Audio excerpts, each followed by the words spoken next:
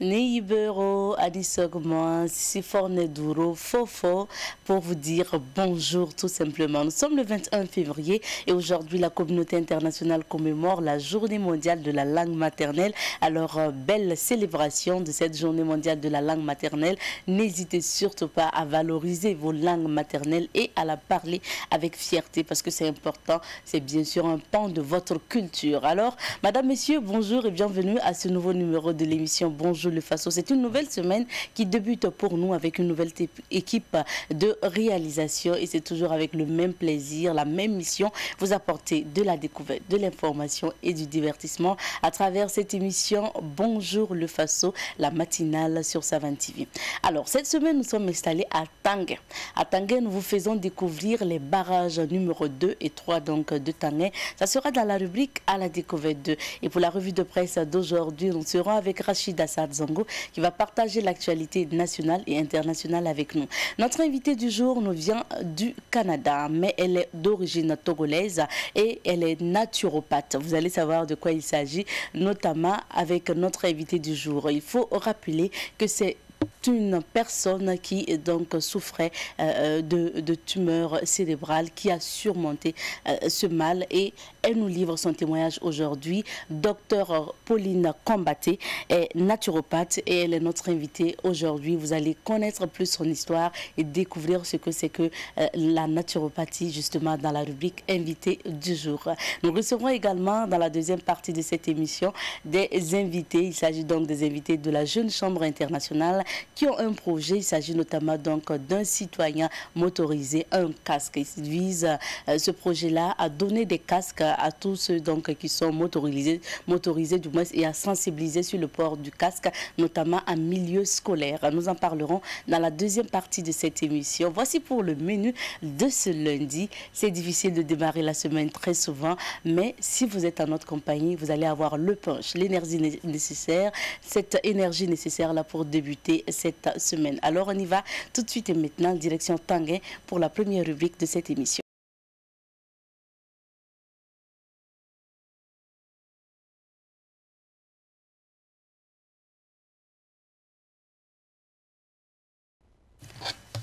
Direction Tanguin et nous y sommes installés d'ailleurs pour vous faire découvrir les barrages de Tanguin. Il s'agit notamment donc des barrages numéro 2 et 3.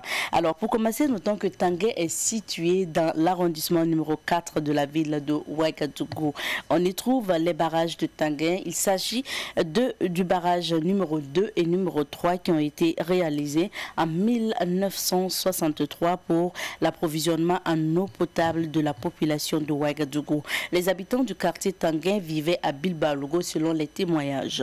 C'est après la colonisation que justement ces habitants vont se déplacer vers Tanguin. Il faut noter qu'après la colonisation, la vie était devenue difficile donc à Bilbalogo, raison pour laquelle ces habitants de Bilbalogo ont convergé vers Tanguin. C'est ainsi qu'un des ancêtres justement aussi des populations de Bilbalogo à l'époque a informé sa population qu'il avait repéré un espace vert, un espace vide vers une colline lorsqu'il sort pour ses courses. Alors l'ancêtre donc des habitants de Tanguin a alors averti ses habitants d'origine et a décidé de converger ses habitants dans le nouveau quartier où il y avait des collines, d'où le nom Tanguin qui signifie colline en langue nationale maori. Dès le début, les habitants ont commencé à faire l'élevage et l'agriculture. Selon les témoignages, toujours, le quartier Tanguin n'était pas habité. Parce que c'était une colline, certainement, il y avait un cours d'eau dans les lieux où se trouvait le barrage numéro 2 et numéro 3. L'eau coulait de Bascui à Banguruego, selon les témoignages toujours. Le barrage numéro 3 faisait partie de la forêt de Banguruego et on l'appelait forêt classée du barrage. C'était comme ça et l'eau débordait. Les femmes faisaient la lessive dans le barrage et les enfants s'y baignaient. Au fil des années, les barrages de Tanguin seront aménagés régulièrement avec l'évolution des infrastructures routières. Notons que d'un côté, ces barrages de Tanguin constituent un véritable business pour ceux qui travaillent. Ils sont nombreux, du moins ceux qui font le jardinage aux abords des barrages de Tanguin. Pareil pour ceux qui font font la pêche. Ce qu'il faut déplorer par contre, c'est l'ensablement du barrage ces derniers temps qui fait que l'eau se raréfie. L'ensablement du moins est dû notamment donc à la trop exploitation du moins et au jet des ordures dans ces barrages. Il faut noter que actuellement, les populations n'hésitent pas à jeter les ordures ménagères et puis bien sûr à jeter également donc des sachets au niveau du barrage de Tanguin, ce qui rend l'exploitation de cette eau difficile ou bien sûr ce qui contribue à l'ensablement donc de ce barrage. Cette semaine, nous sommes installés à Tanguin. Occasion pour nous de passer le bonjour à tous ceux qui nous suivent depuis Tanguin et puis bien sûr tout au long de cette semaine, nous allons vous proposer des témoignages concernant le barrage de Tanguin qui a une histoire, ou les barrages de Tanguin, parce qu'on parle des barrages numéro 2 et numéro 3. Aujourd'hui, en tout cas, on sait que beaucoup de familles vivent grâce à ces barrages, notamment grâce aux activités de maraîchiculture qui s'y mènent. Alors, pour la suite, nous allons marquer une petite pause musicale. C'est le temps d'installer Rachida Sadzongo pour la revue de presse. Et je vous laisse au soin donc de Mariette Kokwaga qui va nous proposer un clip de ce jour. C'est signé Nabaloum et le titre c'est Quand il bénit. Vivement qu'il bénisse dans vos différents travaux. Pour la suite, nous allons nous informer. C'est l'occasion pour nous de faire le tour de l'actualité nationale et internationale. Et nous recevons aujourd'hui Rachida Sadzongo juste après la virgule. Bonjour à toi Rachid. Merci, bonjour Abzeta et bonjour à tous ceux qui nous suivent. Bienvenue sur notre plateau. Merci. Alors, c'est le journal Le Quotidien qui nous accueille pour commencer. C'est bien cela et à sa une, on peut lire comme titre « Transition politique au Burkina, organiser le retour à l'ordre constitutionnel rompu par un coup d'État et non aider son auteur à gérer son pouvoir ». L'article, comme je l'indique, est à lire pour ce qui est du journal Le Quotidien du jour. Toujours avec le même journal, meeting de soutien au MPSR. Si les nouvelles autorités ne font pas ce que le peuple demande, nous allons reprendre les rues. Propos d'Anaïs Trabo, l'intégralité à lire à la page 3. Litige foncier à Ouidtenga, arrondissement 11 de Ouagadougou, 666 hectares, divise des propriétaires terriens et la société Imorex. Et puis, toujours avec le quotidien, à travers sa rubrique Le Voyageur de Guéna, des sujets. Le premier sujet, c'est lycée départemental de Béréba, le proviseur et l'intendant arrêtés pour détournement de bourse scolaire. Route Banfora-Bobo, 4 morts dans le braquage d'un car. À Koudgou, un commandant de brigade relevé de ses fonctions pour fait de vol d'un téléphone portable. Et pour achever, sujet de la rubrique Le Voyageur de Guéna du journal Le Quotidien, Conseil constitutionnel, le président Kassoum Kambou n'est plus. On poursuit avec l'observateur Palga et lui dans ses titres, ce journal nous apprend, soutien au MPSR, la coalition des forces vives mobilise la rue. Et puis, aux médias burkinabés, le président du Faso demande un accompagnement sincère et vrai. Les responsables de fêtières s'expriment. Des sujets à lire aux pages 2 et 4 de l'observateur Palga du jour. Et puis à lire demain, les funérailles du Widi. Situation alimentaire et nutritionnelle, la CPF tire la sonnette d'alarme. Secrétariat permanent des ONG, concertation sur le gouvernement de la future transition, à lire à la page 15. Axe Banfora-Bobo, 4 morts dans l'attaque d'un car. Coup d'État du 24 janvier, le MPSR déclare 2 décès et une douzaine de blessés civils. Et pour achever avec l'observateur Palga du jour, Conseil constitutionnel, Kassoum Kambou quitte définitivement la salle d'audience. Sidoya, quant à lui, ce journal également nous apprend, les patrons de presse à Kosiam, les médias invités à un accompagnement sincère. Sommet Europe-Afrique, 150 milliards d'euros d'investissement annoncés. Pour ce qui est de l'édito du Sidoya, il est noté l'autre urgence. Conseil constitutionnel, Kassoum Kambou range définitivement sa toge. On poursuit la lecture de la une, on va dire, des journaux avec Le Pays. Le Pays, en grand titre, meeting de soutien au MPSR, des OSC appellent les militaires à agir vite. Damiba avait-il besoin de ça? Interrogation posée. Et pour en savoir davantage, la page 6 du journal Le Pays vous entretient. Toujours avec le même journal, échange entre le président Paul-Henri Damiba et les médias. Oui, pour la liberté de la presse, mais 3 points de suspension. La page 8 vous entretient à ce sujet. Et puis, transition politique au Burkina, les 6 recommandations de Haruna Diko, à lire dans la page 7. Dans sa rubrique Confidence du week-end, le journal Le Pays nous apprend coup d'État au Burkina, de nouvelles conditions imposées à Roch Kaboré, c'est-à-dire à la page 14. Avec toujours le journal Le Pays, Conseil constitutionnel, le président Kassoum Kambou est décédé. Et puis ActiFoot pour achever, Mondial 2022, 7 changements dans les dates des barrages. On poursuit cette lecture de la une, on va dire des journaux, avec Aujourd'hui au Faso. Aujourd'hui au Faso, qui titre meeting de soutien à Ouagadougou, des milliers de manifestants en chœur pro-MPSR. Et puis, toujours avec le même journal, coup d'État du 24 janvier, 2 morts et une douzaine de blessés, à lire dans la page 5. Fintlock 2022, la Côte d'Ivoire en attraction. Talon Zinsou, la réconciliation par l'art, interrogation posée pour en savoir davantage, la page 4 vous entretient. Et puis, Erdogan à RDC, la Turque-Afrique pour un monde plus juste, interrogation posée pour en savoir davantage, la page 9 également vous entretient. Aujourd'hui au Faso, à 8 ans, au fil d'insurrection, de coup d'État, transition et mandat de trop. Et pour achever, Conseil constitutionnel, Kassoum Kambou a rangé définitivement sa toge. Abzeta, escale du côté de Bobo Dioulasso, où est édité l'Express du Faso. Alors, ce journal nous apprend meeting de soutien au MPSR. Nous étions fatigués de l'insécurité, ainsi titre l'Express du Faso. Dans sa rubrique Autant le dire, on peut lire soutien au coup d'État et si on le faisait autrement. Coopération sino-burkinabé, aider les hommes intègres à atteindre l'autosuffisance alimentaire.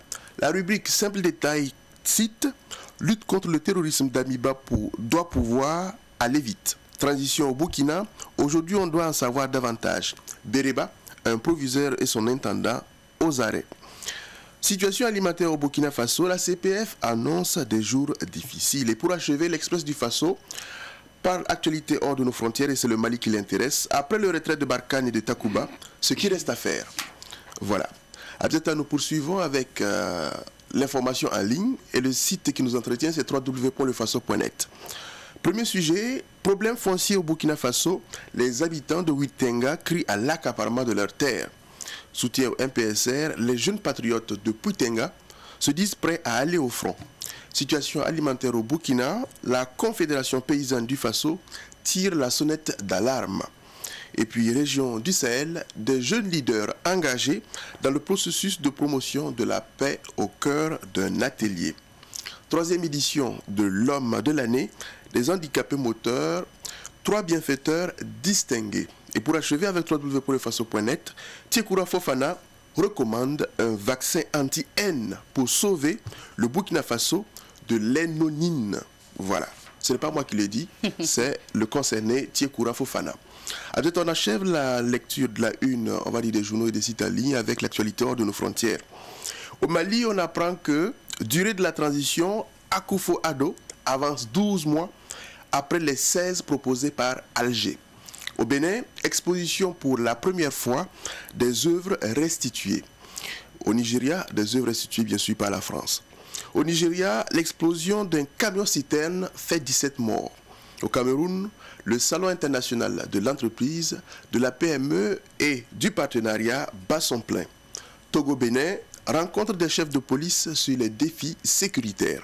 Au Niger, 2 actualités. La première, au moins 12 morts dans le bombardement d'un village. La seconde, redéploiement des forces françaises, l'opposition et la société civile nigérienne s'opposent. Madagascar, pour achever, un rapport de la Cour des comptes épingle la gestion du fonds Covid-19. Abzeta, voilà ce que l'on pouvait lire pour à la fois l'actualité hors de nos frontières, les sites en ligne, mais également les journaux que nous avons pu parcourir ce matin. Merci à toi. Et retour sur quelques sujets d'actualité. Pour commencer, nous restons au Burkina pour parler des faits marquants de ce week-end, qui est notamment le bilan dressé au lendemain donc, de la mise en place du MPSR. Est-ce qu'on peut avoir quelques points de ce bilan? Bien entendu. Alors, ce qu'il faut dire par rapport à ce sujet-là, il est, on va dire, le point d'un communiqué des services de communication de la présidence du Faso en date d'hier 20 février 2022. C'est un bilan qui a été, on va dire, dressé relativement aux événements des 23 et 24 janvier dernier, qui a abouti à l'avènement, on va dire, du mouvement patriotique pour la sauvegarde et la restauration, pour parler du MPSR. Alors, comme je l'ai dit, il s'agit vraiment des événements qui ont eu cours, du moins, au cours des 23 et 24 janvier dernier. Et selon le communiqué, le bilan fait état de 2 décès et d'une douzaine de blessés, des civils. Voilà. Et cela est lié à quoi? Aux effets des projectiles perdus. Donc, pour parler des balles perdues. Et le dit communiqué précise également que le président du Faso, donc le lieutenant-colonel Paul Harrison Daogo Damiba, a instruit que des actions soient entreprises auprès des familles des victimes afin de les soutenir, on va dire, moralement et de prendre en charge les blessés et recueillir, dans la mesure du possible, les différentes préoccupations. Voilà de façon générale ce que l'on peut dire par rapport à ce bilan-là dressé, on va dire, par le MPSR. Là-dessus, c'est assez intéressant parce que depuis, et du moins c'est la première fois que l'on voit l'État s'atteler à faire vite pour venir en aide, on va dire, à des personnes qui ont été victimes de faits, de par son fait. Voilà. Et je ne dirais pas que c'est à saluer, ça va dans le sens de son devoir. Et si tant que cela est, eh bien, tant mieux. C'est de faire en sorte que, en tout cas, les personnes qui sont actuellement blessées puissent bénéficier de soins idoines pour gagner leur pleine santé. Et dans ce sens-là, on espère qu'on nous reviendra pour les actions qui sont entreprises et qui sont en vue. Donc on attend de voir. Moi, je pense le contraire de ce que tu penses. Hein. Ah bon? Moi, je pense que c'est une aide ou un communiqué ou une communication qui arrive tard. Ça fait pratiquement un mois. Et si on parle de blessé, ce n'est pas un blessé qui peut attendre, je ne sais pas, 1 semaine, 2 semaines avant d'être soigné. Moi, je pense que juste au lendemain, c'est vrai qu'après, comme c'est un coup d'État, il fallait même bien s'asseoir. Mais si vous avez pris même 3 jours pour bien vous asseoir un peu, il faut voir si vos balles perdues là, non, bon, ce ne sont même pas des balles perdues, on ne peut pas les appeler comme ça puisque ça a touché des gens. Est-ce qu'il ne faut pas voir rapidement l'état de santé? Ce sont des balles perdues parce que ça a été tiré en l'air. C'est vrai que, parlons sans émotion, c'est vrai que les tirs n'ont pas visé des cibles. C'est ça. Donc dans ce sens, on ne peut pas dire c'est à tout hasard que ça peut justement arriver sur votre toit et puis vous toucher. On parlera de balles perdues alors. Ce sont des balles perdues. Où ça pourrait être justement condamnable, c'est que l'on sache qu'en tirant en l'air, cela pourrait justement engager des dommages et que cela se fasse. Moi, je pense que le point aurait dû être fait plus tôt parce que quand même, ça doit commencer dans la zone de Gouné où certainement il y a eu beaucoup de blessés. J'ai suivi l'élément de Micheline hein, qu'elle a réalisé. Elle a rendu visite justement à ces personnes-là. Elle a fait son reportage à Gouné notamment. Je pense qu'il fallait plutôt vraiment s'occuper de ces personnes-là. Tu as vu sur les réseaux sociaux ce cas de la jeune fille Aïcha qui se promène aujourd'hui avec une balle dans le corps. Et pour certains, elle n'a pas été bien prise en charge. Pour d'autres, oui, elle a été prise en charge, mais seulement le moment n'était pas adéquat selon les médecins pour extraire la balle. Voici une histoire comme ça qui, sur les réseaux sociaux, ça va un peu dans tous les sens. On espère que vraiment une communication officielle aussi va sortir concernant le cas de la jeune scolaire Aïcha qui est à Gouné et qui a reçu une balle et jusqu'à pratiquement le week-end, elle avait encore cette balle-là dans le corps. Et puis on a vu que nos confrères ont relaté l'information. Après, il y a eu ces activistes encore de Facebook qui ont dit on a pris soin d'elle, seulement pour le moment on ne peut pas extraire la balle et tout. Mais en tout cas, ce qui est sûr, elle est toujours en difficulté. Je vais parler du côté santé. Donc, il faut voir les choses. Et moi, je pense que cette communication ou même l'action, le fait de prendre soin de ces malades-là, ça devrait venir encore plus tôt, pas à pratiquement 1 mois après, pour qu'on nous fasse le point des malades.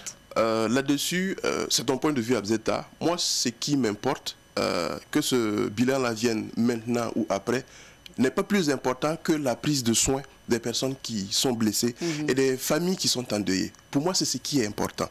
Et là-dessus, si aujourd'hui, et comme je l'ai dit, c'est pratiquement la première fois, l'État assure ouvertement et prend ses responsabilités pour un fait qui l'engage, qui est justement de faire en sorte que les blessés, en tout cas, puissent bénéficier de soins idoines, ben, tant mieux. Maintenant, du reste, pour ce qui est, puisqu'on parle d'enquête ouverte, voilà, pour ce qui est du reste des responsabilités, qu'est-ce qu'il en sera? Voilà, on a parlé d'actions concrètes qui seront envisagées. On attend de voir. On ne peut pas, on va dire, envisager ces actions-là alors que nous ne sommes pas les initiateurs, voilà, principaux. Donc les initiateurs, que sont justement le MPSR, vont justement nous dire quelles sont les mesures, les actions concrètes qu'ils envisagent, peut-être à la suite de l'enquête qui aura révélé que voilà les responsabilités qui sont établies par rapport aux faits de façon générale, et voilà les dispositions qui sont prises. Je pense que ça, c'est un autre pan de ce fait-là. Pour l'heure, ce qui urge, c'est la prise en charge des personnes blessées. Voilà. Et de soutenir, on va dire, les familles endeuillées, parce que le bilan parle de 2 décès. Et je pense que c'est pas rien. Comme je l'ai dit, si tant que l'État reconnaît le fait et assume ses responsabilités, tant mieux. On attend de voir jusqu'où va aboutir, on va dire, cette démarche de l'État. Et puis on attend vivement plus de communication. Alors Rachid, deuxième actualité, fait marquant aussi de ce week-end, c'est ce meeting au niveau donc de la place de la Révolution, aux places de la Nation. Alors en tout cas, un meeting de soutien au MPSR ou un meeting de soutien au nouveau pouvoir. On va dire nouveau, ou du moins c'est un meeting de soutien au MPSR, on peut le dire, voilà. Ce qui peut être dit par rapport à ce fait-là, tu l'as dit, un meeting de soutien, on va dire de façon grandeur nature, parce que ce qu'on a pu voir en tout cas à travers les réseaux sociaux, mais aussi les journaux que nous avons pu parcourir ce matin, c'est une coalition de forces vives de la nation, essentiellement constituée, on va dire, de mouvements, d'associations, d'organisations donc de la société civile. Ce qu'on a pu avoir en tout cas comme retour, c'est que l'objectif, on va dire, de cette manifestation-là, c'est d'abord de saluer, on va dire, la prise du pouvoir par le MPSR. C'est également de rappeler, on va dire, aux autorités actuelles, donc au MPSR, l'enjeu majeur qui est de faire en sorte que les Burkinabés soient, on va dire, dans la sécurité, et pour achever, que l'on achève le processus de réconciliation. Voilà ce qu'on peut retenir assez essentiellement de ce qu'on a pu avoir à travers certains dires de certains, on va dire, leaders de cette initiative-là. Là-dessus, 2 choses à relever. La première, je trouve que ce n'est pas déplacé, on va dire, de soutenir le MPSR. Organiser des manifestations pour témoigner, exprimer son soutien, c'est la liberté et ça va même dans le sens de ce que gage, on va dire, la démocratie pour un pays qui se réclame démocrate. On n'oublie pas aussi que nous sommes dans une situation d'exception puisque le MPSR qui est en place n'est pas venu par les urnes. Qu'à cela ne tienne, ce soutien-là témoigne, on va dire, et selon bien sûr, on va dire, les initiateurs de cette manifestation-là, le soutien populaire. Voilà, le soutien populaire à l'endroit, on va dire, de nouvelles autorités, pour qu'elles prennent à cœur les aspirations profondes des populations. Et si tant que cela est, je pense que c'est intéressant.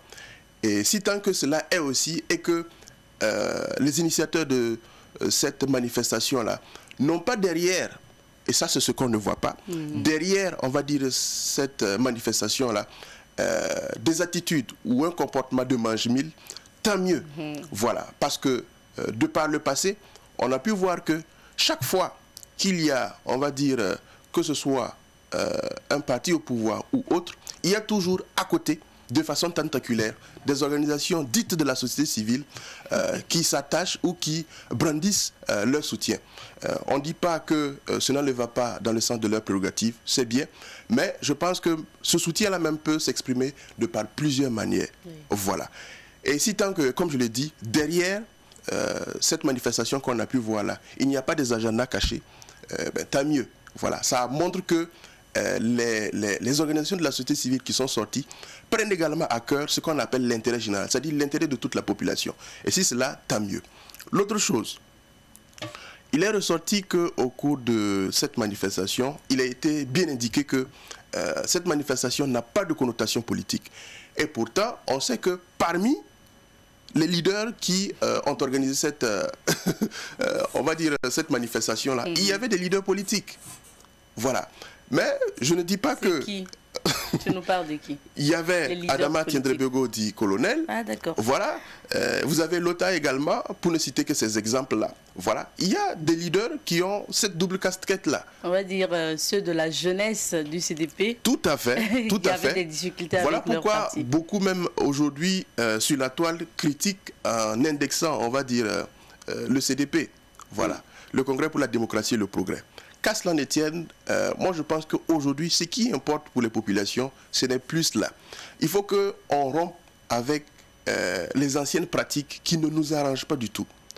Si tant que cette initiative-là a été faite, comme je l'ai dit, de bonne foi et dans le sens d'aider pour qu'on puisse mettre fin avec le MPSR à l'insécurité, tant mieux. Mais il ne faudrait pas qu'à côté de cela, véritablement, on aille dans le sens de toujours les mauvaises pratiques.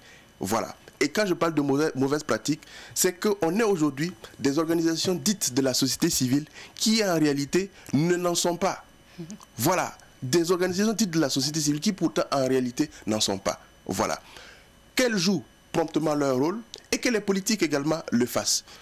On n'a pas encore vu, on va dire, que ce soit l'opposition ou l'ex-majorité qui est sorti, qui soit du moins sorti pour nous dire qu'il soutient ou bien il est contre en étant dans la rue. Voilà. Mais quoi qu'il en soit, aujourd'hui, si tant que chacun pense que l'intérêt du Burkina Faso qui est actuellement entre les mains, qui doit du moins être réalisé par le MPSR et qui est entre nous tous, nos mains, chacun doit apporter sa contribution, tant mieux. Et c'est dans cette logique, cet esprit que je comprends cette manifestation. Et on attendra de voir si ces mêmes initiateurs-là ne vont pas justement retourner leur veste après, bien sûr, ou sinon à la suite des événements. Et je me rappelle du titre qui a été donné par un des journaux que nous avons lu en disant, qui confie que si toutefois le MPSR, je ne le retrouve pas malheureusement, avec ma paperasse. J'espère bien. En fait, pour moi, quand on parle de cette manifestation... C'est le quotidien. Si les nouvelles autorités ne font pas ce que le peuple demande, nous allons reprendre les rues. Voilà. Propos d'Anaïs Drabo.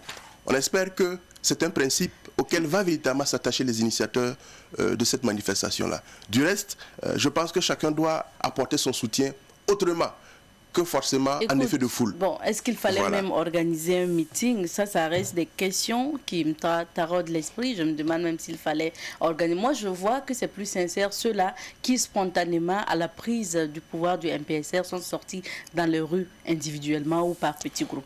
Moi, je jugerais, par exemple, ces sorties plus sincères que ceux organisés, communiquer, trouver les moyens d'installer des stands, des chaises, faire un comité d'organisation et tout ça. Bon, écoute, je sais pas. Abzeta, ce n'est pas mal vu. Voilà pourquoi j'émets la réserve. Je dis que si tant que cette sortie-là a des empreintes, on va dire, des gages de bonne foi, de sincérité, tant mieux. Voilà. Si derrière ça, il y a des agendas cachés et que on est pratiquement dans les mêmes mauvaises pratiques qu'autrefois, eh ben, ça sera dommage. Voilà. Comme je dis, on attend de voir si les mêmes initiateurs ne vont pas, on va dire, retrousser, du moins renverser du moins leur costume. On attendra en tout cas de voir. On ne peut pas juger à la place on ne peut pas du moins faire des jugements tant qu'on ne voit pas venir. Alors nous poursuivons. On risque de me dire que notre temps est terminé, mais on termine certainement avec ce sujet. Le président du Faso, le lieutenant-colonel Paul-Henri Sandaogo Damiba, a rencontré les patrons de presse. C'est bien cela.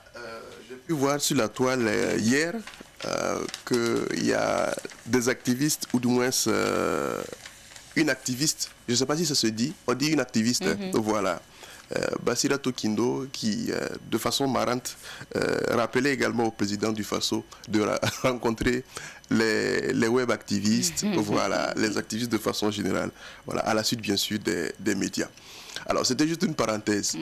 Alors tu l'as dit, le président du Faso a demandé à ce que il y ait cet accompagnement, on va dire, des médias dans la démarche du MPSR, et c'est dans ce sens-là qu'il a rencontré, on va dire, les différentes composantes même de la nation. Et parmi ces composantes de la nation, il y a bien sûr, on va dire, les organisations professionnelles des médias, les fêtières des différentes organisations de médias. Et donc, ce qui a fait l'objet, on va dire, de cet échange-là, c'était dans un premier temps de saluer, on va dire, la démarche professionnelle dans laquelle s'est inscrite les organisations professionnelles, mais également de façon précise les médias lors des événements des 23 et 24 janvier dernier. Ça, c'est une salutation, on va dire, du président du Faso. L'autre chose qui est ressortie au cours de ces échanges-là, c'est l'explication et le bien fondé de la démarche du MPSR. Le président du Faso a expliqué clairement les motivations, on va dire, du MPSR à être aujourd'hui, on va dire, au pouvoir. Et je pense que pour la plupart, en tout cas, qui étaient présents, ont pris bonne note. Je vais parler des représentants des différentes fêtières, des organisations professionnelles des médias. En tout cas, ont pris bonne note. Et ce qui est ressorti fondamentalement, c'est deux aspects. Le premier aspect, c'est que le MPSR attend, on va dire, surtout des médias, qu'il y ait une démarche toujours professionnelle dans le traitement, on va dire, de l'actualité. Et je me plais à reciter ce qui a été confié et qu'il a dit. Ce qui est à critiquer doit être critiqué. Ce qui est apporté à la connaissance des populations devra être élaboré. Voilà. Ce sont les propos du président du Faso, le lieutenant-colonel Paul-Henri Sandaogo Damiba. Et comme je l'ai dit, il a invité véritablement les journalistes à respecter l'éthique et la déontologie.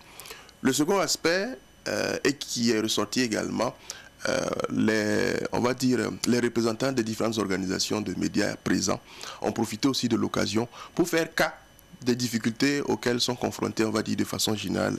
La SBT. La SBT, tout à fait, avec notamment les difficultés avec la SBT. Tout à fait. La redevance je savais que ça allait revenir. Évidemment. On ne va pas rencontrer le chef de famille et puis ne pas faire cas de ses problèmes. Bien sûr. Voilà. Donc, ce qu'on a en tout cas comme retour, c'est que les difficultés de façon générale auxquelles sont confrontés les médias ont été en tout cas posées sur la table. À l'examen, apporté bien sûr à l'attention par le président du Faso. On attendra de voir ce qu'il en sera. Il souhaite en tout cas qu'il y ait un accompagnement sincère et vrai. Voilà. Et ça, c'est de la part, on va dire, des médias. Donc, on peut en tout cas penser que les choses peuvent aller, en tout cas pour le moment, bien, entre bien sûr le MPSR et les médias de façon générale. C'est un échange en tout cas qui augure, on va dire, une bonne collaboration. On attend de voir ce qu'il en sera concrètement pour ce qui est des actions qui seront envisagées notamment par le MPSR. Merci Rachid, voilà. Notre temps est terminé. On sait aussi que la triste nouvelle de ce week-end, c'est la disparition donc, du président du Conseil constitutionnel. Tout à fait. Kassoum Kambou n'est plus, il faut tout simplement donc le rappeler. Nous souhaitons que son âme repose en paix. Et bien sûr, toute notre compassion à l'endroit, on va dire, de sa famille et à tout son entourage. Merci. Et nous allons accompagner Rachid avec la météo du jour. C'est le temps d'installer notre invité du jour. Docteur Pauline Kombaté est notre invitée de ce jour. Elle est d'origine togolaise et réside aujourd'hui au Canada où elle travaille. Elle est naturopathe. Vous allez savoir de quoi il s'agit tout à l'heure dans la rubrique invité du jour, virgule, et on revient.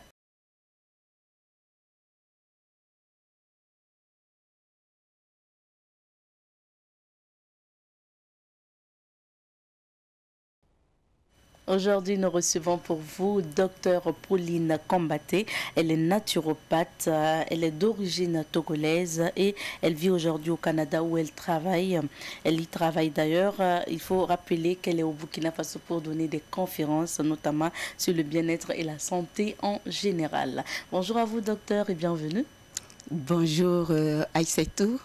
Abzeta. Abzeta, merci. Merci à bonjour à vous et bonjour à nos amis téléspectateurs qui nous suivent en cet instant.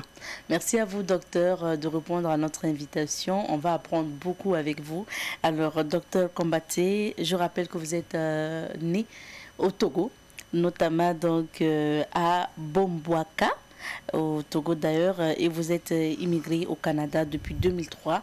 Dites-nous dans quel cadre vous partez à l'extérieur et qu'est-ce que vous comptez y faire au Canada?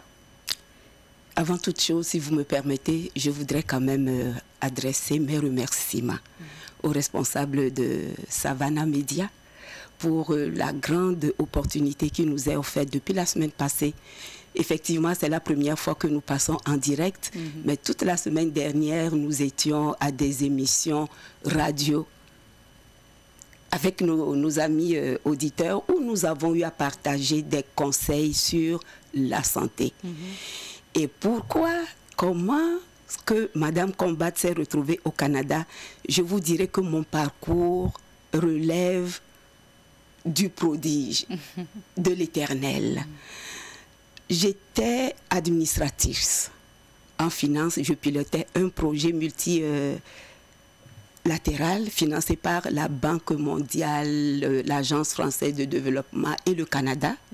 Et ce projet avait pour objectif de soutenir les femmes togolaises afin qu'elles acquièrent l'émancipation financière. Et partant de là, j'avais des missions que j'accomplissais. Il fallait rendre compte aux bailleurs de fonds. Et au cours d'une de ces missions, je ne dirais pas que c'était intentionné. C'était pas vraiment intentionné, c'est aujourd'hui que je comprends. Parce que j'étais en mission et le mal que j'avais en moi a surgi. Donc évidemment, je ne pouvais pas revenir comparer le Canada avec tous les moyens qu'ils ont par rapport à mon cher Togo natal. Je suis restée pour mes soins. Donc, on est parti pour la profession, c'était pour des raisons professionnelles, mais la santé a pris le dessus.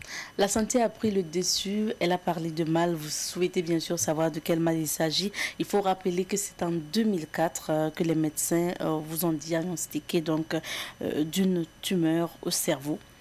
Dites-nous comment vous avez vécu cette nouvelle. Ça a été une longue histoire. Comme je vous le disais, en 2003, j'étais en mission. Et au cours d'une entrevue, je ne savais pas, je me suis retrouvée à l'hôpital parce que j'avais piqué une crise. C'est 2 jours après le coma, on a commencé à faire des examens exploratoires et ça a pris 6 mois. De septembre 2003 à février 2004. Le diagnostic est tombé. Madame, vous avez une tumeur au cerveau. Et je vous avoue que c'était la première fois que j'entendais tumeur. Et logée où? Au cerveau. J'étais dans tous mes états. Mais Dieu est grand. Dieu est grand en ce sens que je n'avais rien d'autre que de me laisser aller avec la médecine. Donc la première opération s'est faite en février 2004. Je suis restée pour le suivi. Malheureusement, en 2005, au cours d'un check-up ou d'un examen d'un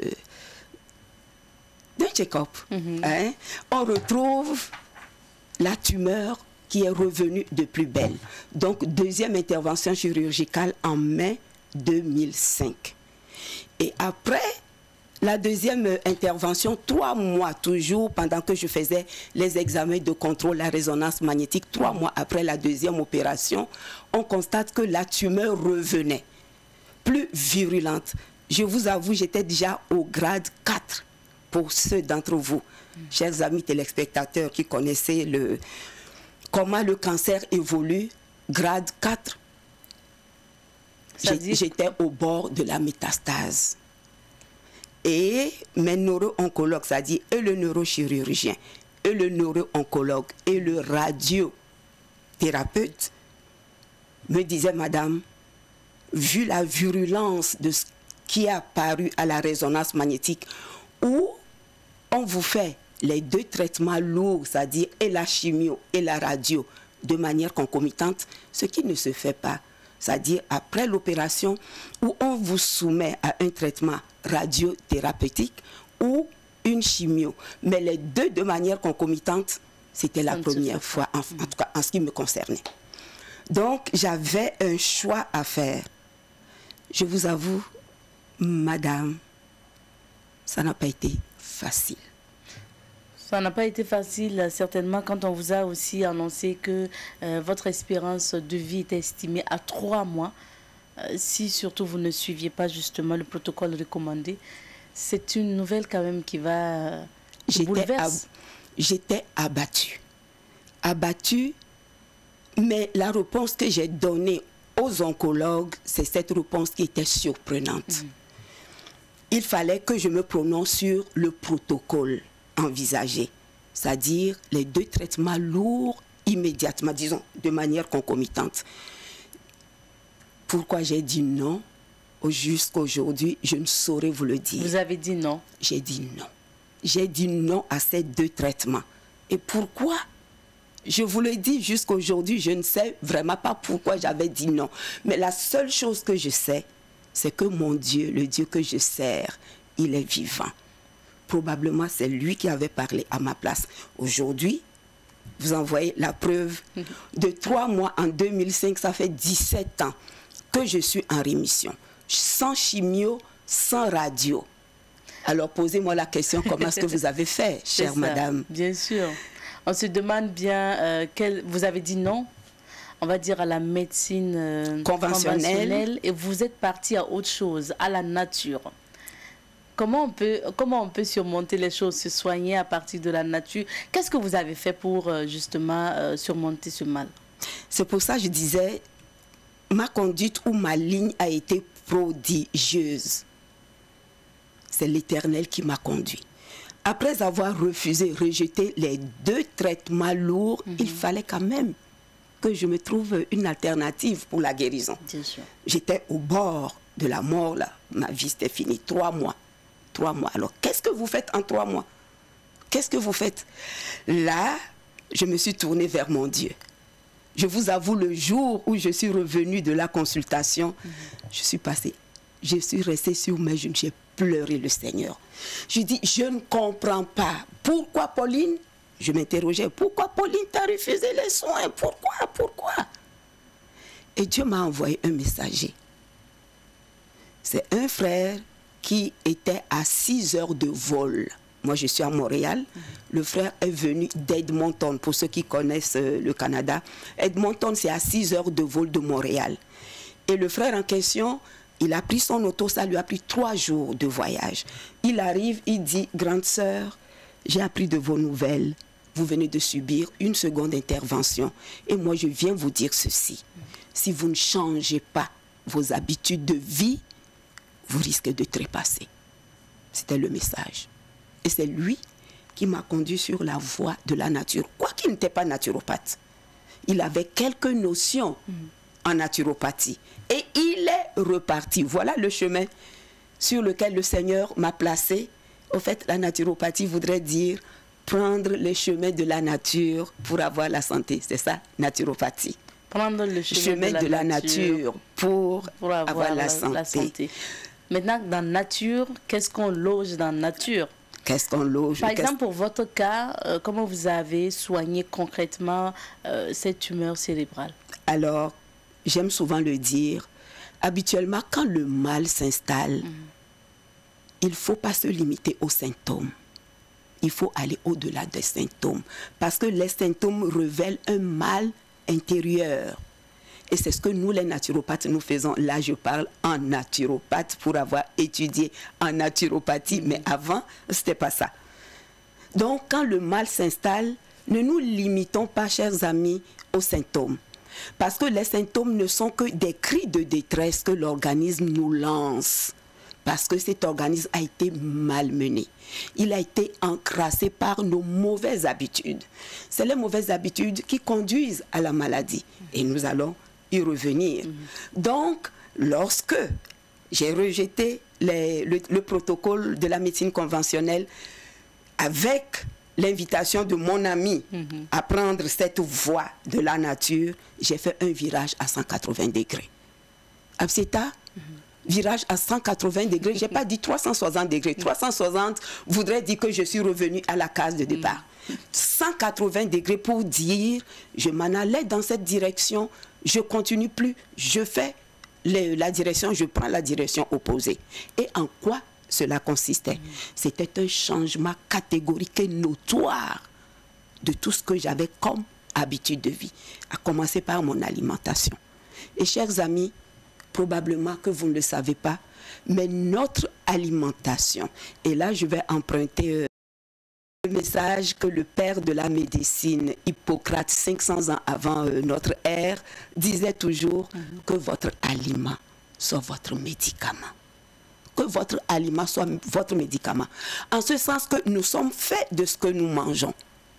Les aliments peuvent nous donner soit la santé ou la maladie. N'allez pas chercher loin. Il n'y a que deux causes aux maux dont nous souffrons. Soit vous l'héritez de la génétique, et je vous dirai, la médecine, la science aujourd'hui nous apprend qu'avec l'épigénétique, vous pouvez hériter des gènes de vos parents sans pour autant les développer. C'est pas parce que ma maman est décédée de diabète que moi, Pauline, je vais souffrir du diabète. Non. J'ai la possibilité de ne pas en souffrir, tout simplement. C'est moi qui décide de mes choix alimentaires. Et il y a des aliments qui vont promouvoir la maladie et d'autres qui vont l'inhiber. C'est très important que nous le sachions afin de faire des choix éclairés en ce qui concerne notre alimentation. Donc, c'est ce que j'ai fait. Un virage à 180 degrés en commençant par mon alimentation. Vous avez commencé à changer vos habitudes alimentaires. J'ai commencé à changer mon alimentation parce que avant, je mangeais beaucoup la viande. Hier encore, j'en témoignais lors de ma conférence. J'aimais beaucoup le tilapia. C'est des caisses de tilapia que j'achetais, je mettais dans mon congélateur et je les braisais. Alors, depuis le jour où j'ai reçu le message, j'ai été obéissante. Plus de tilapia, plus de viande, viande rouge, viande blanche, viande froide, tout simplement parce que les cellules cancéreuses se nourrissent de tout ce qui est sang, tout ce qui est sucre, tout ce qui est gras. Alors, quand vous êtes diagnostiqué de cancer, la première des choses, il faut fermer les vannes. Il faut fermer les vannes en faisant quoi? La viande surtout est comme, comment dirais-je, c'est un fertilisant pour les tumeurs cancéreuses. Vous êtes diagnostiqué de cancer et que vous continuez à manger de la viande, là c'est du fumier que vous jetez sur les tumeurs, elles vont proliférer. Donc la première des choses, pas de viande depuis 2005. Depuis 2005. Et le témoignage est là. Ça fait 17 ans que je suis en rémission. Quoi que je fasse des examens de résonance magnétique tous les ans, mais mon cerveau, il est clean, il est propre. Il n'y a aucune trace de tumeur. Wow. Là, je le témoigne. En plus de l'alimentation, il n'y a pas que ça, parce que nous avons des remèdes naturels qui ne sont tout autres que, là, à commencer par l'alimentation. Nous avons l'air. L'air que nous respirons, c'est très fondamental. Est-ce que vous respirez de l'air vicié ou de l'oxygène propre? Nous avons besoin d'oxygène. C'est l'oxygène qui, collé à nos globules rouges, vont être acheminés à nos cellules pour produire de l'énergie. Évidemment, avec le glucose qui nous vient des glucides que nous prenons. Donc, nous avons besoin d'avoir une bonne qualité d'air. Nous avons besoin de l'eau. Quelle eau buvons-nous? Et à quelle fréquence buvons-nous? Il faut savoir tout cela. Et surtout, il faut bouger. Lorsqu'on ne bouge pas, nous disons souvent, nous les naturopathes, que le mouvement, c'est la vie. Et c'est facile à expérimenter. Restez assis ou rester couché pendant une semaine, l'organe que vous avez mis en stand-by, cet organe, quand vous le reprenez, si c'est la main ou c'est le pied, vous verrez qu'il ne fonctionnera pas autant que l'organe que vous avez utilisé. Donc le mouvement, c'est la vie. Juste pour dire, ça prend un virage, ça prend tout un changement. Et je vous dirai, chers amis, nous devons être les acteurs de notre propre santé. C'est pas le médecin, c'est pas la naturopathe. Moi, je suis en amont, nous les naturopathes, au fait, nous ne faisons pas du curatif, nous faisons de la prévention. Et nous tous, nous le savons, l'Organisation mondiale de la santé nous dira, mieux vaut prévenir que guérir. Bien sûr, docteur combattre, c'est pas grave. Alors, docteur Combat, c'est tellement intéressant d'écouter votre témoignage. Nous allons poursuivre. Et bien sûr, à travers la nature, le changement de l'habitude alimentaire, les plantes, vous allez vous soigner et votre santé va s'améliorer et vous allez bien, vous l'avez dit, ça fait 17 ans maintenant, donc vous êtes là sans problème. Est-ce que ça va justement actuellement? Vous vous sentez bien? Ça va très très bien et je rends gloire à l'Éternel. Est-ce que pour est-ce qu'on peut soigner, par exemple, d'autres maux aussi à travers le changement, par exemple, de l'habitude alimentaire et ou par votre méthode? Je vais parler de ceux aujourd'hui qui sont atteints d'hypertension, qui sont hypertendus, de diabète. Est-ce qu'on peut aller aussi par votre voie pour soigner ces maux? Vous savez, aujourd'hui, nous subissons des maladies qui, 50 ans, 100 ans plus tôt, n'existaient pas. Et dans notre jargon, nous les appelons des maladies de civilisation. Maladies de civilisation dues à quoi? Dues à notre mode de vie. Avec la science, avec le développement, on est rendu à, je prends l'exemple, 50 ans ou 100 ans plus tôt, ma grand-mère, elle moulait, comment dirais-je, sa farine sur une meule. Oui. Aujourd'hui, c'est plus ça. Vous rentrez dans les cuisines, nos cuisines sont gorgées d'appareils électroniques. Pour écraser le piment, je le mets dans un mixeur, quelques secondes, c'est sorti. Je ne fais plus la vaisselle parce que j'ai un lave-vaisselle. Je ne fais plus, je ne lave pas le linge parce que j'ai un lave-linge.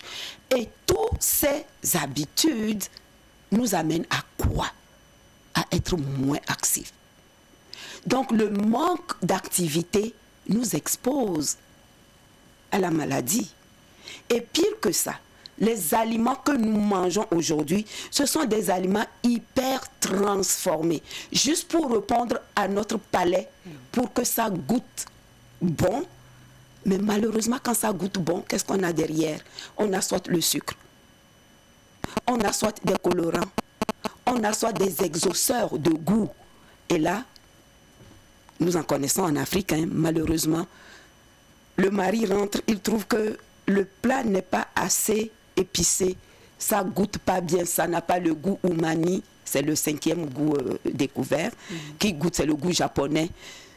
Ça n'a pas l'umami, pourquoi? Parce qu'il n'y a pas de cube, il n'y a pas de glutamate. Le cube et le glutamate, aujourd'hui ça nous expose. Le glutamate, c'est des maladies neurodégénératives parce que c'est neurotoxique. Et le cube vous expose à l'hypertension. 50 ans plus tôt, ma grand-mère, on ne connaissait pas ça. C'était le Soumbala. Moi, je suis du Nord Togo, de la savane. C'était le Soumbala. Soumbala fait avec quoi? Avec les grains de néré mélangés à l'arachide. Très bon pour la santé. 50 ans plus tôt, il n'y avait pas d'hypertendu comme nous les vivons aujourd'hui. Il n'y avait pas de diabétique, surtout de type 2 comme nous les vivons aujourd'hui. Et pourquoi? Parce que nos boissons, ce que nous donnons à nos enfants déjà même en bas âge, c'est des boissons hyper sucrées, c'est des aliments hyper sucrés et tout ceci nous expose à quoi?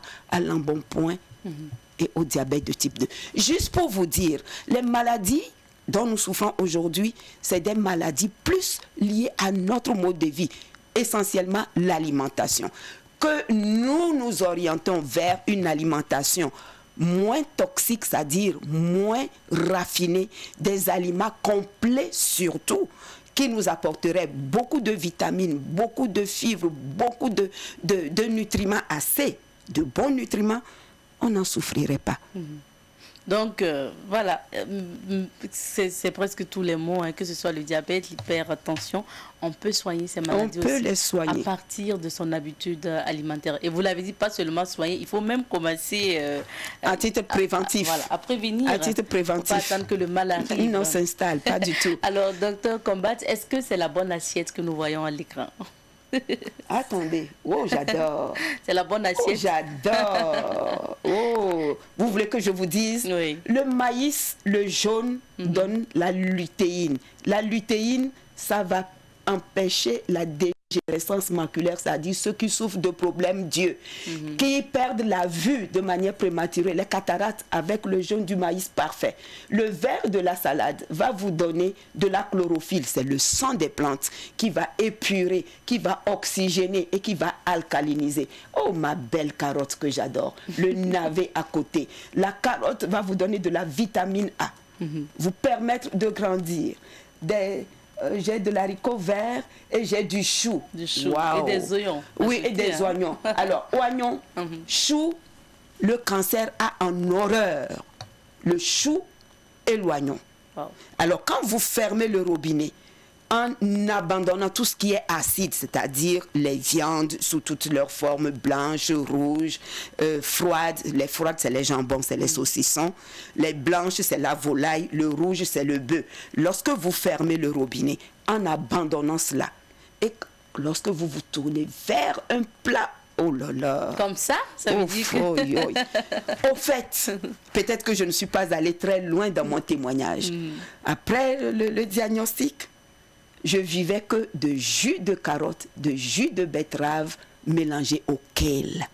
Parce que mon cancer de cerveau, ça prenait le kale pour en venir à bout. Pour nos amis téléspectateurs, le kale, c'est une variété de chou.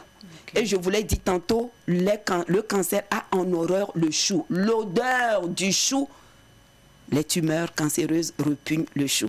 Oh. Donc ce qu'ils n'aiment pas, c'est ce que vous devez donner. Consommer. Et ce vous les vous expulsez. Oui, vous expulsez ce qu'ils aiment et vous introduisez ce qu'ils n'aiment pas. Alors vous boutez le cancer hors de votre organisme. Bien sûr, tellement intéressant. Merci en tout cas pour ces conseils. Ça, c'est le jus certainement donc, des docteurs. Oui. Oui. On a pris vraiment beaucoup de conseils. Ça, c'est de la sauce? Oui, ça doit être peut-être des légumineuses. D'accord. Oui, des légumineuses. Au fait, la question serait... Docteur, vous parlez de bouter hors ou d'inverser notre alimentation, ne pas manger de la viande. Quoi manger? Qu'est-ce qu'il faut manger? En fait, nous avons deux catégories de protéines. Nous avons les protéines animales, carnées, et les protéines végétales. Les protéines au foin, c'est quel restaurant? C'est formidable. Sans faire de publicité, mais voilà, chers amis, quelqu'un qui se nourrit de cela, je vous dis, c'est une personne qui ira, je ne suis pas Dieu, pour déterminer la durée de vie des gens, mais c'est une personne qui ira loin. Pourquoi? Parce que c'est un plat végé. Alors, quand nous nous tournons vers tout ce qui est végétal, complet, c'est-à-dire pas de raffinage, bio, nous ne pouvons que être en santé. La question tantôt était de savoir depuis 2005, est-ce que vous avez été malade? Je vous dirais non. Mais hier, j'avais témoigné, le Covid, j'ai pas pu passer à côté du Covid. Je l'ai eu, mais très rapidement, je me suis remise sur pied, tout simplement parce que dans mon corps, j'avais assez de bataillons pour bouter hors de mon organisme le virus du Covid. Donc, chers amis, tous les plats que vous avez vus, je vous encourage à faire votre diète quotidienne. Et vous ne souffrirez de rien. Au fait, là, pour témoigner, j'enseigne la naturopathie et je dis souvent à mes étudiants, le régime meilleur, il y a le régime suivi par les adventistes, non pas que parce que je suis adventiste, je fais la promotion, mais c'est reconnu scientifiquement. C'est un régime qui met l'accent, l'emphase sur les végétaux. Végétaux entiers, complets, cuits de manière simple. Mais aujourd'hui, je suis honnête, peut-être que mes co-religionnaires m'en voudraient, mais je ne dis que la vérité. Mais malheureusement, la nouvelle génération, on a été rattrapé un tout petit peu par la mode ou par la civilisation. Notre espérance de vie a commencé à diminuer.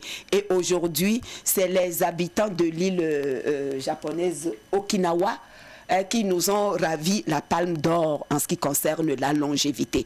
Parce que lorsque vous allez sur cette île, les vieux vous diront, à 70 ans, nous sommes encore enfants. À 90 ans, nous sommes jeunes. Et si vous nous invitez au ciel, revenez à 100 ans. Alors, docteur, c'est intéressant d'écouter vos témoignages, mais le temps file. Vous êtes au Burkina Faso pour donner des conférences. Hier, déjà, vous avez donné une conférence, donc, hier. Comment ça s'est passé déjà et quelle est la suite, donc, du programme pour les conférences? Très bien, je vous dirai très bien. La conférence d'hier, elle s'est bien passée. Oh, je vois même une photo qui passe des aînés qui étaient avec moi hier. Donc, ça s'est très bien passé. La conférence a porté sur les perturbateurs endocriniens. J'avais fait ce choix afin de partager avec mes amis burkinabés le mal qui nous guette. nous sommes environnés de ces perturbateurs endocriniens, mais malheureusement, qu'est-ce que vous appelez pas perturbateurs endocriniens. Alors, les perturbateurs, c'est une définition que je n'invente pas, mais je l'emprunte de l'Organisation mondiale de la santé qui nous dit qu'un perturbateur, c'est une substance chimique qui est d'origine artificielle ou naturelle. Lorsqu'elle est ingérée, cette substance, lorsqu'elle est ingérée, inhalée ou passée sur le corps, et dès lors qu'il rentre dans notre organisme, il va interférer avec le fonctionnement normal de nos hormones. Au fait, endocrinien voudrait dire hormonal, voudrait dire glandulaire. Alors, je pense que hormones, nous savons ce que c'est que les hormones. Les hormones, ce sont des substances également sécrétées, sont des messagers chimiques sécrétés par nos glandes. Et les glandes que nous avons, on en a au cerveau. La thyroïde, vous entendez parler souvent de la thyroïde placée ici. C'est une glande qui sécrète des hormones. Et l'hormone qu'il sécrète permet le métabolisme, la conversion du glucose en énergie, entre autres.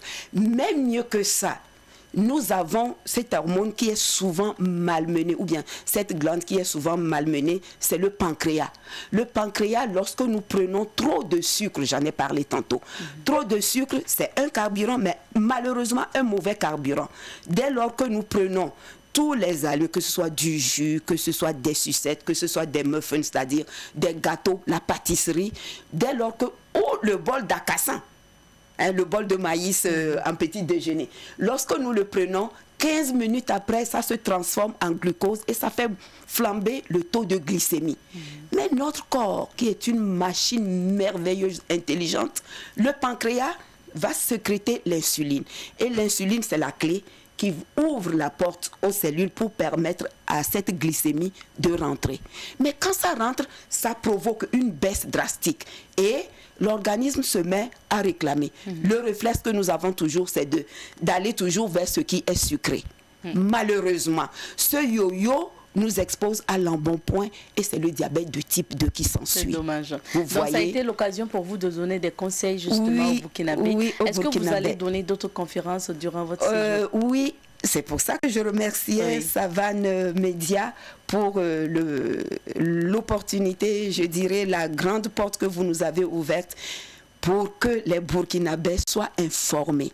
Une chose, vous savez, on ne peut pas accuser l'homme dès lors qu'il ignore.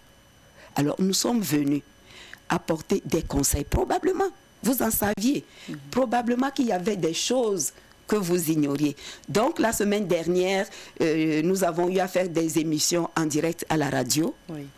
Nous avons fait des enregistrements qui seront diffusés plus tard. Et cette semaine, nous continuons. Nous avons, comment dirais-je, des thématiques assez vastes qui vous donnent des moyens, qui vous conduisent à revenir à la nature, à emprunter le chemin de la nature pour vous maintenir en santé ou prévenir la maladie. Et ce sont ces conseils qui seront passés à la radio plus tard. Docteur Combat, c'est tellement intéressant d'échanger avec vous. On me signale malheureusement que notre temps est terminé. Oui, c'est vraiment court. En tout cas, merci pour ces conseils et merci d'être là. Et comme Docteur Combat l'a dit, vous allez avoir à travers donc l'émission Passage obligé donc de Francis Emmanuel Zongo, vous allez avoir donc des éléments de réponse avec l'entretien que Francis a eu avec Dr Combat qui sera diffusé à la radio tout simplement. Pour aujourd'hui, c'était notre invité de ce jour et nous avons voulu partager son témoignage surtout avec vous et puis bien sûr parler de ces conférences. On vous souhaite encore bon séjour. Vous êtes là jusqu'à dimanche. Nous allons bien sûr profiter de vos conseils et puis on vous souhaite encore bonne suite pour les autres conférences, rencontres ou émissions que vous allez faire. Merci une fois de plus Afseta et bonne santé à tous nos auditeurs. Procédez à des changements d'habitude et vous serez en santé.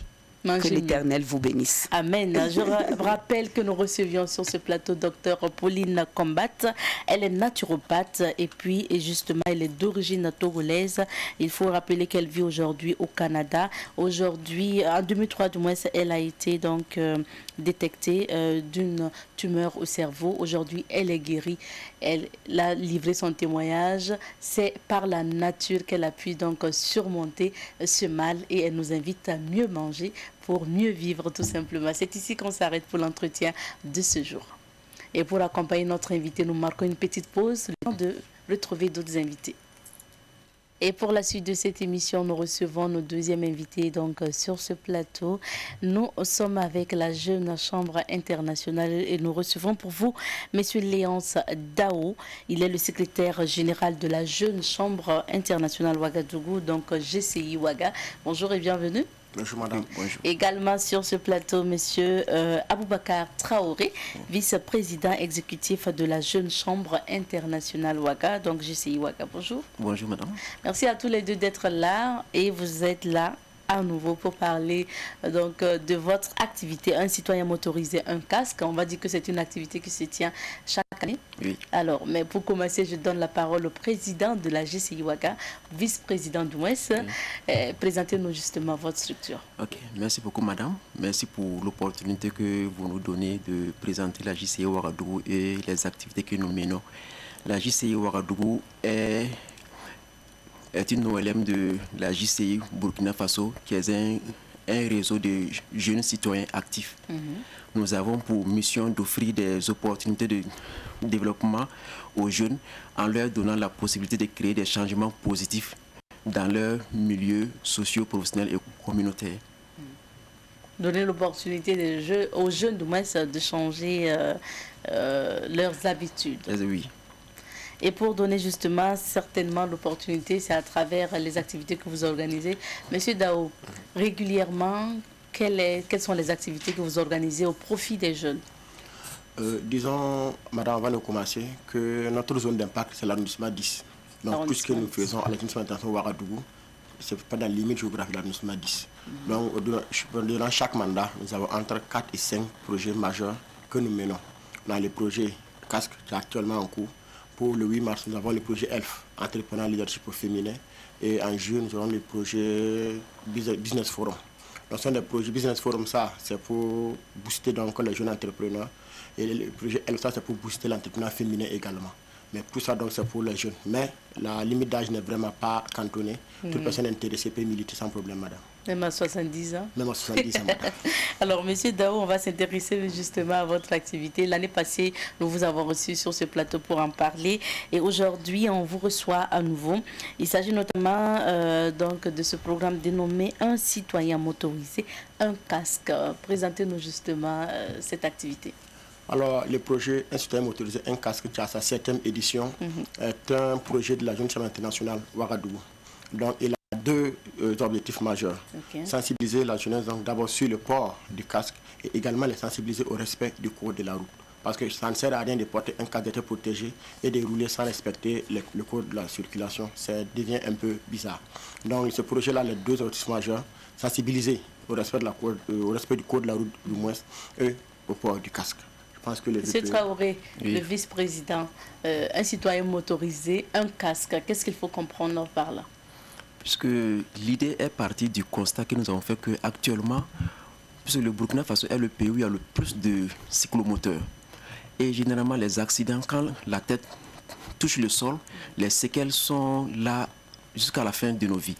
Voilà pourquoi nous avons voulu initier ce projet pour sensibiliser les plus jeunes au port du casque et également sur le code de la route.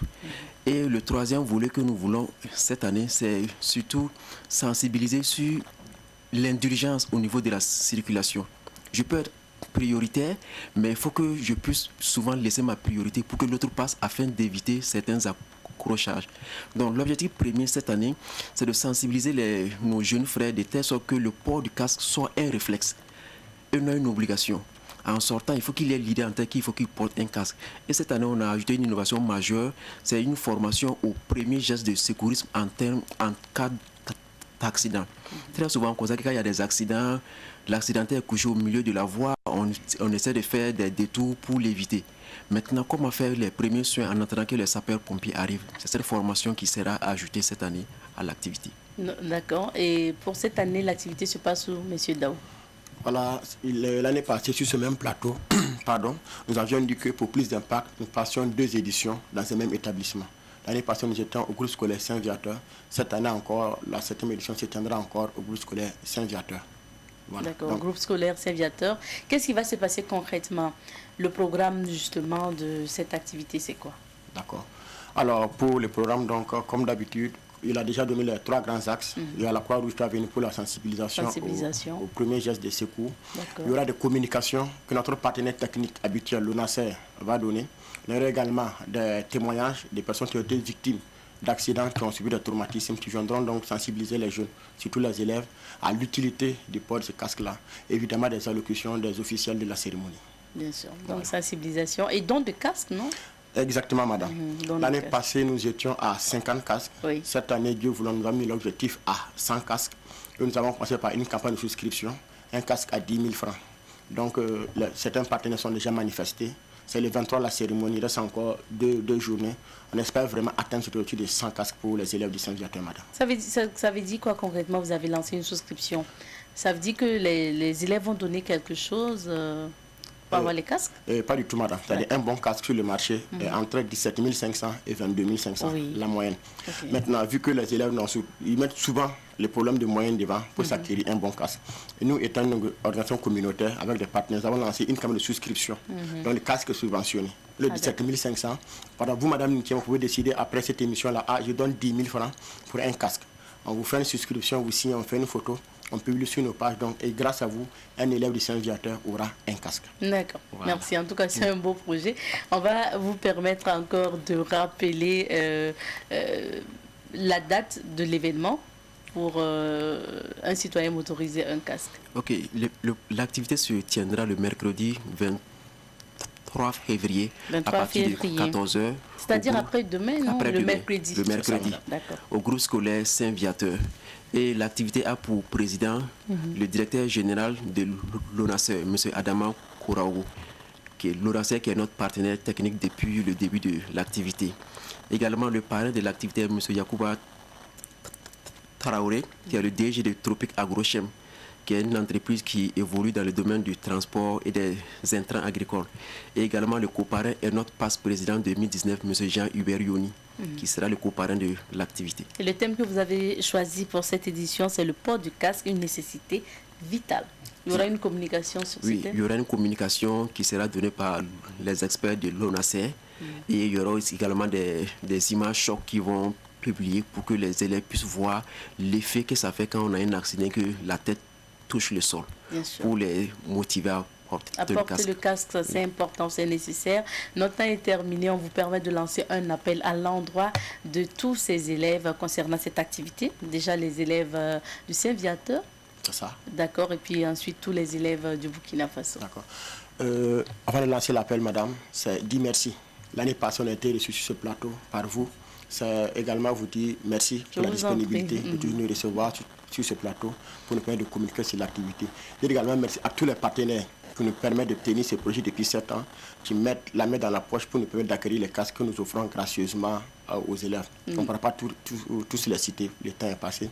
L'appel, c'est demander aux élèves déjà du groupe scolaire Saint-Viateur, demander à l'APE, à l'administration de nous accompagner vraiment à sortir massivement pour faire de cette activité-là une réussite. Merci bien. Le va conclure. Merci bien. Notre temps est terminé. L'activité est bien notée. Ça se passera donc le mercredi à l'établissement au Saint-Viateur, notamment donc pour cette soirée ou pour cette activité. Un citoyen motorisé, un casque où vous allez distribuer des casques aux élèves. Notamment, votre ambition, c'est de donner 100 casques donc à 100 élèves donc du Saint-Viateur. Merci à vous d'être passé. Et à vous, fidèles téléspectateurs de Bonjour le Faso, merci à vous de votre fidélité à cette émission et rendez-vous demain mardi pour d'autres aventures. On se dit excellente semaine.